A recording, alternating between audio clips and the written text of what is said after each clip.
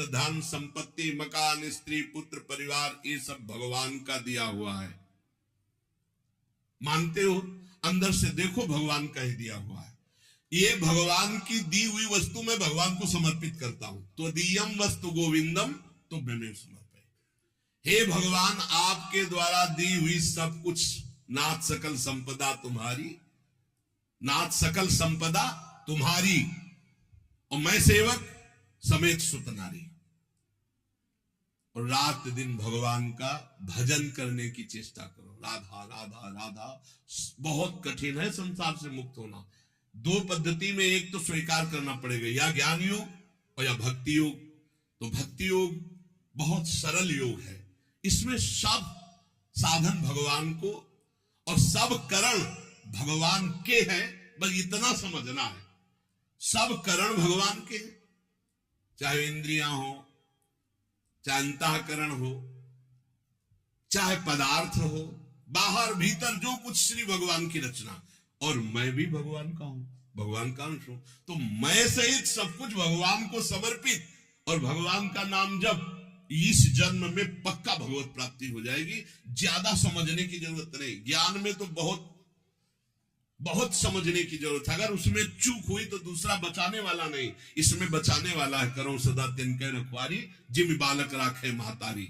युक्ता कर्म फलम त्यक्त्वा शांति मापनोति नैष्ठिकीं, अयुक्ता काम कारेण फले सक्तो निबध्यते।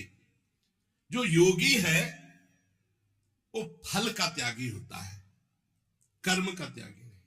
कर्म जो आया उसको किया और फल वो भगवान को समर्पित कर दिया। कर्म भी भगवान को समर्पित कर दिया। पर कर्म त्यागी का मतलब मैं ये कर्म क्यों करूं जब मुझे फल की आकांक्षा नहीं। नहीं, कर्म करना चाहिए। गृहस्थ में हो तो अपने अपने धर्मानुसार जो आपको कर्तव्य कर्म मिला है, विरक्त हो तो अपने अपने धर्मानुसार जो आपको कर्तव्य कर्म मिला है।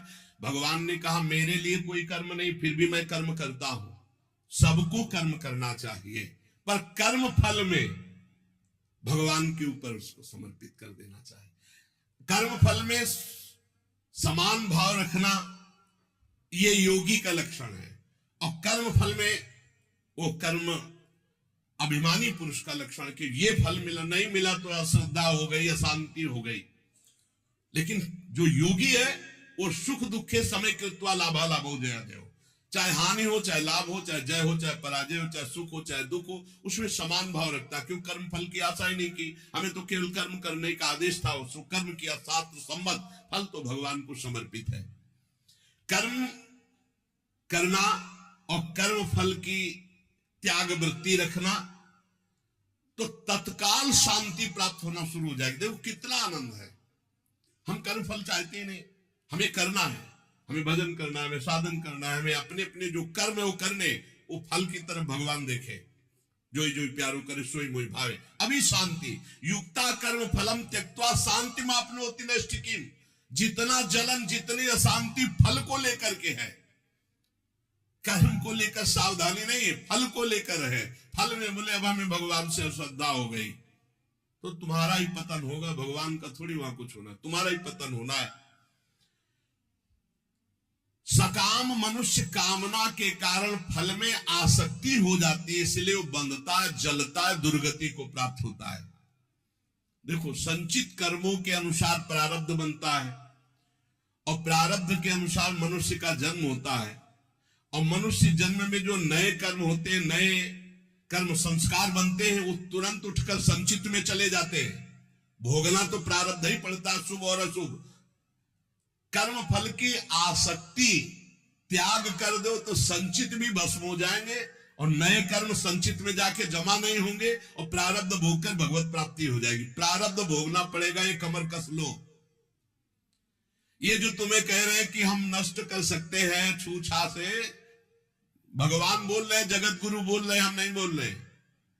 प्रारब्ध भोगना पड़ेगा। अवश्य में भोक्तव्यम कृतम कर्म शुभाशुभम। भूल भुलैया में मत फंसो।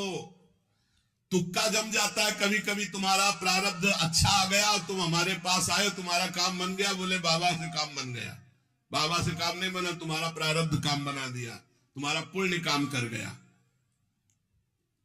जो कर्म फल की आसक्ति का त्याग कर देता उसके कर्म भस्म हो जाते, भुने हुए चने के समान फिर बीज नहीं देते, फिर वो बंधन कारक नहीं होते।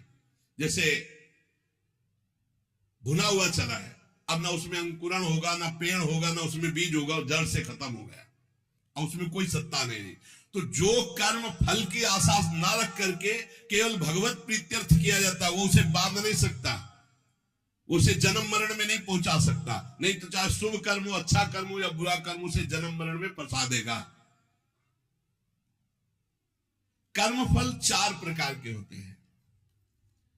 एक होता दृष्ट कर्म फल, और एक होता अदृष्ट कर्म फल, और एक होता प्राप्त कर्म फल, और एक होता अप्राप्त कर्म फल।